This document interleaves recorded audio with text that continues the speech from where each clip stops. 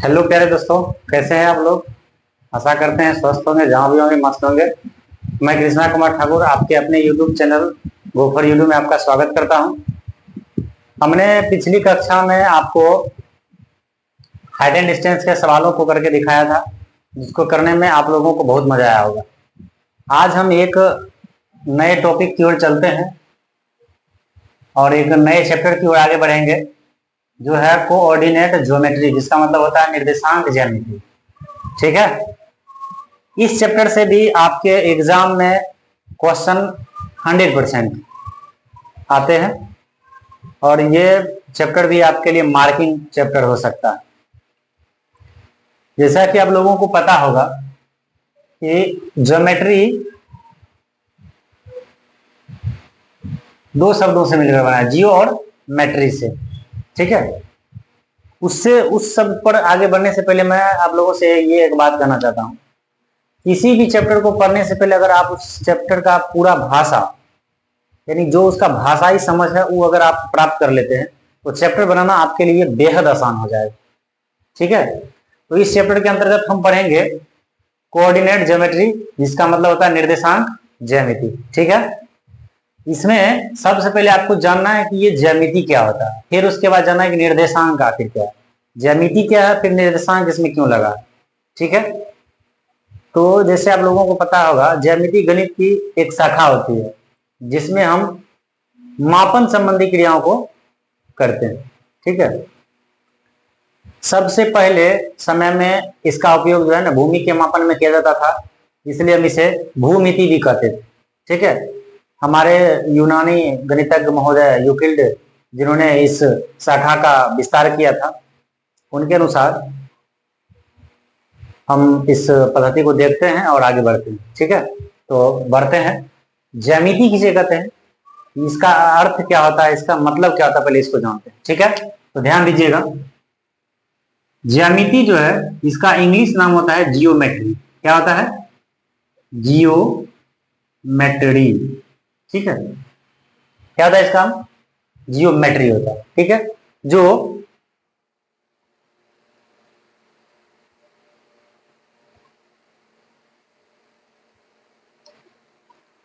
ज्यामिति का इंग्लिश नाम होता है जियोमेट्री, जो दो शब्दों से मिलकर बना है, यूनान के दो शब्दों से मिलकर बना है। गौर से देखिएगा, जिसमें जियो का अर्थ होता है भूमि। जियो का अर्थ क्या होता है? भूमि, या इसी को हम क्या कह सकते हैं? पृथ्वी कह सकते हैं। ठीक है। अब मैट्री यानी मैट्रॉन, मतलब होता है मापना। क्या होता है? मापन, यानी भूमि का मापन। क्या कहलाता है? ज्योमेट्री कहलाता है। पुराने समय में इसका ज्यादातर प्रयोग भूमि के मापन में किया जाता था, इसलिए इसको भूमिति भी कहते हैं, जैसा कि मैंने अभी थोड़ी देर पहले कहा था। ठीक है। तो हमारे यूक्लिड महोदय ने इस बात को बताया था, इसलिए हम ज्योमेट्री का पितामह किसको मानते हैं? पितामह किसको मानते हैं? यूक्लिड को मानते हैं। किसको मानते हैं? यूक्लिड को मानते हैं। इस बात को याद रखिएगा।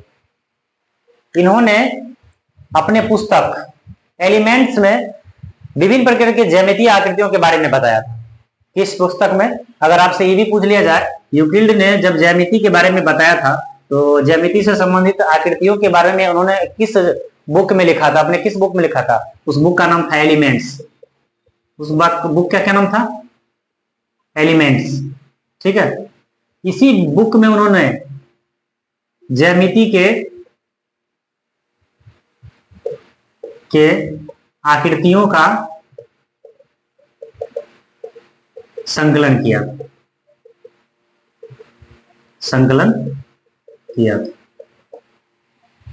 तो शुरुआत में ज्योमेट्री का मतलब उत्थान कहां से माना जाता है? भूमि के मापन से माना जाता है, क्योंकि यह यूनानी भाषा के शब्द से मिलकर बना है, जिसमें जियो का अर्थ होता है भूमि और मेट्री का अर्थ होता है मापन, जिसमें जियो यानी पृथ्वी, मेट्रो मतलब मापन। ठीक है। तो हम सबसे पहले ये जानते हैं कि आखिर ज्यामिति होता क्या है। ठीक है। हमने यहां शॉर्टकट में देखा क्या होता है ज्यामिति। इसकी परिभाषा की ओर हम आगे बढ़ते हैं। अगर ज्यामिति की परिभाषा की बात की जाए तो इसकी परिभाषा हम लिख सकते हैं, क्या लिख सकते हैं? गणित की वह शाखा, गणित की वह शाखा जिसके अंतर्गत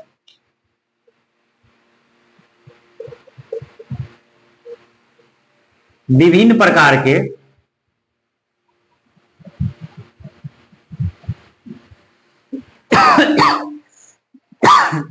एक मिनट रुकिएगा।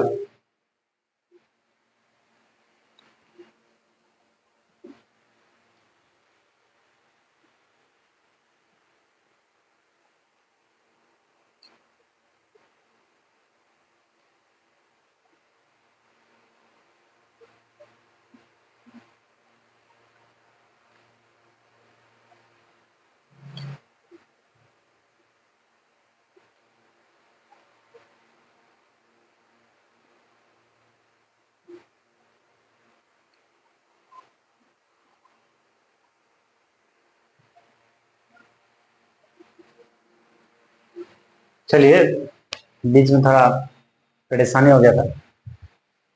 ज्यामिति का परिभाषा हम लोग देख रहे थे। ज्यामिति गणित की वह शाखा जिसके अंतर्गत हम विभिन्न ठोस, रेखा, बिंदु,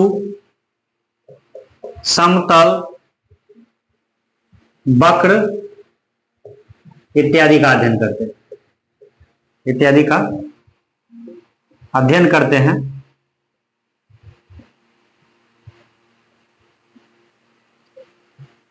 क्या कहलाता है? ज्यामिति कहलाता है। ठीक है, तो आपने अभी ऊपर समझा था कि ज्योमेट्री शब्द का हिंदी नाम क्या होता है? ज्यामिति होता है। क्या होता है? ज्यामिति। ठीक है, जिसको इंग्लिश में जियोमेट्री कहते हैं। और यह दो यूनानी शब्द जियो और मेट्री से मिलकर बना है, जिसमें जियो का अर्थ होता है पृथ्वी या भूमि, और मेट्री यानी मेट्रॉन का अर्थ होता है मापना। ठीक है, तो पृथ्वी का मापन किससे संबंधित है? ज्योमेट्री से संबंधित है। पुराने समय में ऐसा होता था, इसलिए हम इसको भूमिति भी कहते हैं। ठीक है, और इसके पितामह के रूप में किनको जाना जाता है? यूक्लिड को। ठीक है, इन्होंने अपने एक पुस्तक एलिमेंट्स में विभिन्न प्रकार के ज्यामितीय आकृतियों का संकलन किया था और बताया था कि ज्यामितीय आकृति क्या होता है। इन्होंने विभिन्न प्रकार के ज्यामितीय शब्दों को परिभाषित भी किया था। तो इस आधार पर हम आगे परिभाषा की ओर चलेंगे। तो परिभाषा क्या कहता है मेरा? ज्यामितीय, देखिए, गणित की वह शाखा जिसके अंतर्गत विभिन्न ठोस, ठीक है, ठोस मतलब विभिन्न प्रकार के जो ठोस आकृति होते हैं उसके बारे में, जैसे घन घना भी सब जो है, रेखा, बिंदु, समतल, वक्र इत्यादि का अध्ययन करते हैं। क्या कहलाता है? ज्यामिति कहलाता है। ठीक है, आगे बढ़ते हैं, देख लीजिए, आगे बढ़ते हैं।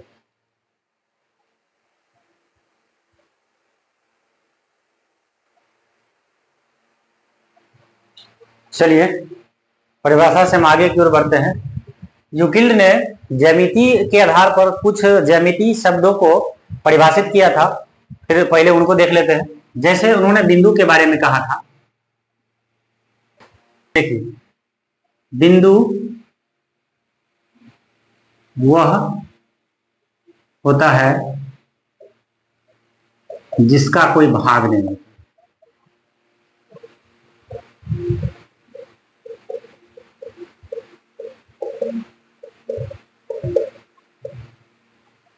गौर से देखिए इस बात।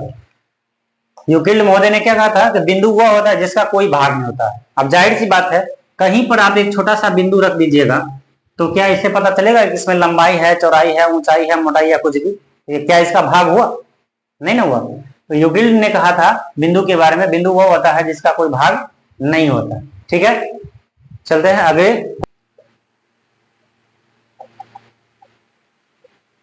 तल के बारे में उन्होंने कहा था कि तल वह होता है,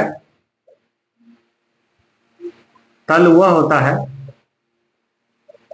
जिसमें लंबाई एवं चौड़ाई होता है। जिसमें क्या होता है? लंबाई और चौड़ाई होता है। जैसे मान चलिए यही तल, जैसे ये आपका जो व्हाइट बोर्ड है, इसी को एक तल मान लेते। इसमें देख लीजिए, हमारा लंबाई भी है और चौड़ाई भी है। तो उन्होंने कहा था तल के बारे में, तल वह होता है जिसमें लंबाई एवं चौड़ाई होता है। ठीक है, आगे उन्होंने क्या कहा? नोट कर लीजिएगा इस बात को, प्रत्येक वस्तु के तल या पृष्ठ होते हैं। उन्होंने क्या कहा था, जितना भी वस्तु है धरती पर सब में तल या पृष्ठ होते हैं, यानी उसका ऊपर वाला भाग तल कहलाता है या पृष्ठ कहलाता है। ठीक है, किसी भी वस्तु में इस प्रकार की बात को देखा जा सकता है, जो दो प्रकार के होते हैं, जो दो प्रकार के होते हैं। कितने प्रकार के? दो प्रकार के होते हैं। पहला समतल पृष्ठ और दूसरा वक्र पृष्ठ। इसी पृष्ठ को आप तल भी बोल सकते हैं। तो पहला समतल तल को देखा जाए, समतल तल या समतल पृष्ठ दोनों एक ही बात है,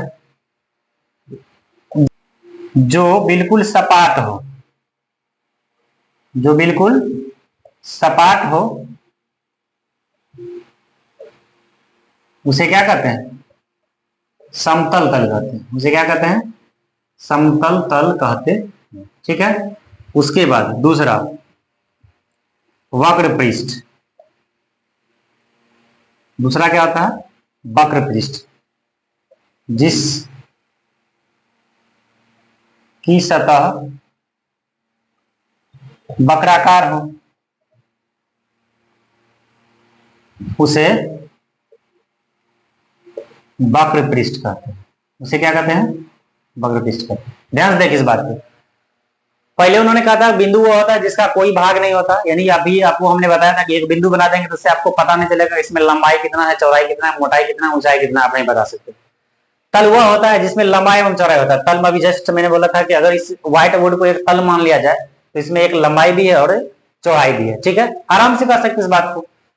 फिर उन्होंने कहा था कि प्रत्येक वस्तु के तल या पृष्ठ होते हैं। कि पृथ्वी पर जितने भी वस्तु अवेलेबल है उस सब में तल या पृष्ठ होते हैं। तल और पृष्ठ एक ही बात होते हैं। ठीक है, तो उन्होंने तल को दो वर्गों में बांटा, जिसमें से एक को समतल पृष्ठ का और दूसरे को वक्र पृष्ठ का, यानी समतल तल और वक्र तल। समतल तल उसको कहा गया जिसका मतलब भाग जो है क्या होता है, बिल्कुल सपाट होता है। ठीक है, जैसे ही हमारा व्हाइट बोर्ड है, इसका पूरा सतह क्या है? प्लेन।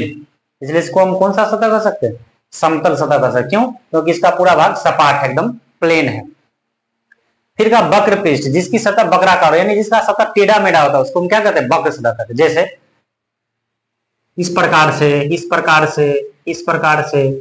ठीक है, ये ऐसे वैसे जो भी आकार में मिल जाए इसे हम क्या कहते हैं? इस प्रकार की आकृति आपको जहां भी मिल जाए उसको हम आराम से एक बार देखने के बाद क्या कर सकते हैं? वक्राकार कर सकते हैं। ठीक है, और उससे जो पृष्ठ बनेगा उसको हम क्या कहेंगे? वक्र पृष्ठ कहेंगे। ठीक है, चलिए बढ़ते हैं आगे। मान लीजिए कि किसी तल में एक बिंदु दिया गया है, इससे आप कितनी रेखाएं खींच सकते हैं? इस बात को गौर कीजिएगा कि जब किसी तल में एक बिंदु दी गई हो, एक बिंदु दी गई हो तो उससे अनंत रेखाएं खींची जा सकती है।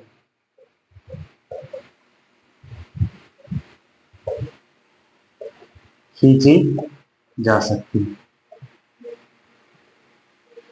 जैसे ये हमारा एक बिंदु है, इधर भी हम खींच सकते हैं, इधर भी खींच सकते हैं, इधर भी खींच सकते हैं, इधर भी खींच सकते हैं, इधर भी खींच सकते हैं, इधर भी खींच सकते हैं, जहां मर्जी वहां खींच सकते हैं, है कि नहीं? तो जब किसी तल में एक बिंदु दे दी गई हो तो उसे हम कितनी रेखाएं खींच सकते हैं? अनंत। लेकिन जब किसी तल में दो बिंदु दी गई, दो बिंदु दी गई हो तो हम उससे केवल एक रेखा खींच सकते हैं। कितना रेखा? एक रेखा खींच सकते हैं। देखिए करा कि जब किसी तल में दो बिंदु दी गई हो तो हम उससे केवल एक रेखा खींच सकते हैं। कैसे? मान चलिए जैसे एक बिंदु यहां दिया है और एक बिंदु यहां दिया है, हम इसे क्या करेंगे? एक लाइन में खींच सकते हैं। दूसरा आप खींच सकते हैं? कदापि नहीं खींच सकते। जैसे मान चलिए एक बिंदु यहाँ दिया है और दूसरा बिंदु यहाँ दिया है, हम एक रेखा यहाँ से यहाँ खींच सकते हैं? नहीं खींच सकते। जैसे एक बिंदु यहाँ दिया है और दूसरा बिंदु यहाँ दिया, तो यहाँ से हम कितना रेखा खींच सकते हैं? एक रेखा खींच सकते हैं, है कि नहीं? तो ये बात बिल्कुल सही है कि जब किसी तल में एक बिंदु दी गई हो तो उससे अनंत रेखाएं खींची जा सकती हैं, ठीक है। उसके बाद जब किसी तल में दो बिंदु दी गई हो तो उससे हम केवल कितनी रेखा खींच सकते हैं? एक रेखा खींच सकते हैं, ठीक है। चलिए बढ़ते हैं आगे। तो ऐसा है जो बार बार रिपीट हो रहा है, जैसा कि रेखा। अगर आपसे पूछ ले कोई कि रेखा क्या होता है तो क्या बात करिएगा? हमारा जो रेखा है जिसको हम लाइन कहते हैं, उसको पूछ ले तो आप क्या कहेंगे? क्या कर सकते हैं रेखा के बारे में? रेखा को हम कर सकते हैं असंख्य बिंदु से निर्मित ज्यामितीय, असंख्य बिंदु से निर्मित ज्यामितीय आकृति रेखा कहलाती है, ठीक है। रेखा के बारे में अगर आपसे कोई पूछे तो क्या जवाब दे सकते हैं आप? कि असंख्य बिंदु से निर्मित, बिंदु ने बिंदुओं दे दीजिएगा तो बेटर रहेगा। असंख्य बिंदुओं से निर्मित ज्यामितीय आकृति को क्या कहते हैं? रेखा कहते हैं, ठीक है। तो बहुत सारा बिंदु जब एक जगह इकट्ठा होना शुरू हो जाएगा, सब आपस में मिलकर किसका निर्माण कर देगा? रेखा का निर्माण कर देगा, ठीक है। रेखा भी सीधी भी रेखा भी होती है और वक्र रेखा भी होती है, ठीक है। अगर बिंदु इस प्रकार से हैं और इस प्रकार से रेखाएं मतलब बिंदु मिले तो किस रेखा का निर्माण करेंगे? वक्र रेखा का निर्माण करेंगे। अगर सीधा एक तल में सभी बिंदु है, उससे जो रेखा बनेगा वो कैसा रेखा बनेगा? सीधा रेखा बनेगा, ठीक है। तो रेखा को हम इस प्रकार से भी परिभाषित कर सकते हैं। और रेखा को क्या कहते हैं? वैसी ज्यामितीय आकृति जिसमें केवल लंबाई हो, जिसमें केवल क्या हो? लंबाई हो, उसे क्या कहते हैं? रेखा कहते हैं, ठीक है। अभी तक आपने देखा कि ज्यामिति आखिर होता क्या है। ज्यामिति दो शब्दों से मिलकर बना है, जिसमें से एक शब्द मेरा जियो है, दूसरा मैट्री है। जिसमें जियो का अर्थ पृथ्वी होता है और पृथ्वी को हम भूमि भी कहते हैं, धरा भी कहते हैं, धरती भी कहते हैं, ठीक है। और मैट्री को अगर देखा जाए तो उसमें मैट्रॉन शब्द छुपा होता है, जिसमें मैट्रॉन का हिंदी शब्द होता है मापना, यानी भूमि को मापना ही क्या कहलाता है? ज्यामिति कहलाता है। इसलिए प्राचीन समय में इसे भूमिति भी कहते थे। और इसके पितामह किसको माना जाता है? यूक्लिड को माना जाता है, ठीक है। ज्यामिति में और सारी रचनाओं को हम जब ज्यामिति पढ़ेंगे उसमें पढ़ेंगे, लेकिन हमारा यहाँ पर टॉपिक क्या है? निर्देशांक ज्यामिति। कौन सा टॉपिक है? निर्देशांक ज्यामिति, ठीक है। तो इसको आगे बढ़ाते हैं, देखते रहे। हम तो आगे बढ़ते हैं, हम निर्देशांक ज्यामिति की चर्चा करने जा रहे हैं। और जो आपके 10th क्लास के बुक में 7 चैप्टर का इंफॉर्मेशन है, ठीक है।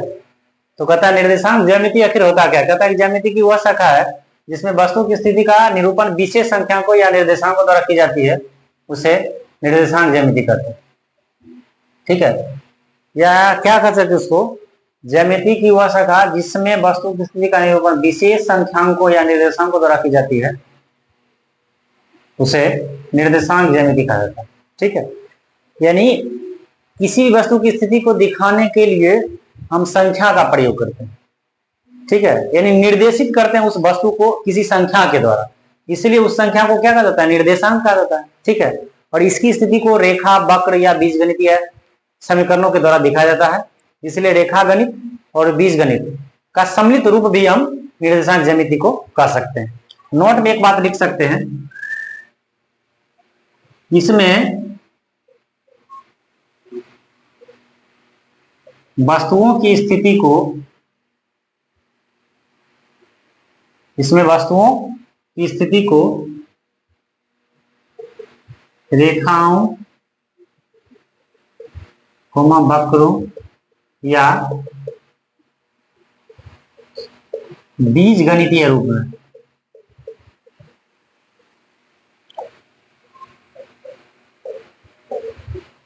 में भी प्रदर्शित किया जाता है,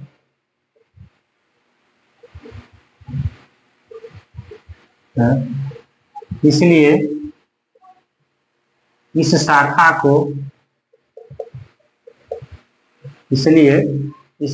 को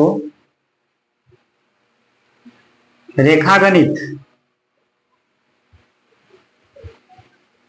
और बीजगणित, इसलिए शाखा को रेखागणित और बीजगणित का सम्मिश्र भी कहा जाता है।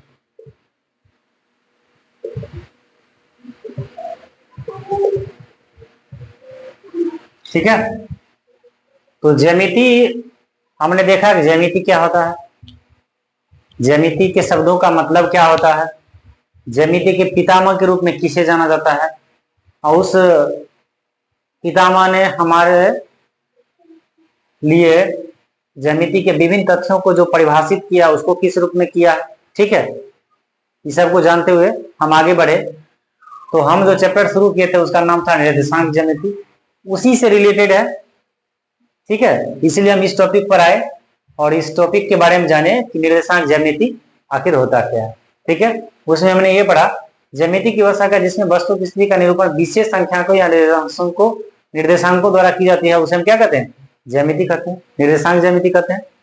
और इसकी और एक क्या खासियत है, इसमें वस्तु की स्थिति को रेखाओं, वक्रों या बीजगणितीय रूप में भी प्रदर्शित किया जाता है, इसलिए इस शाखा को रेखागणित और बीजगणित का सम्मिश्र भी कहा जा सकता है। ठीक है, इसमें रेखागणित का भी प्रयोग होता है और बीजगणितीय समीकरणों का भी प्रयोग होता है। ठीक है, यहाँ बीजगणितीय समीकरण ऐड कर लीजिएगा, लिखते वक्त मिस्टेक से छूट गया होगा।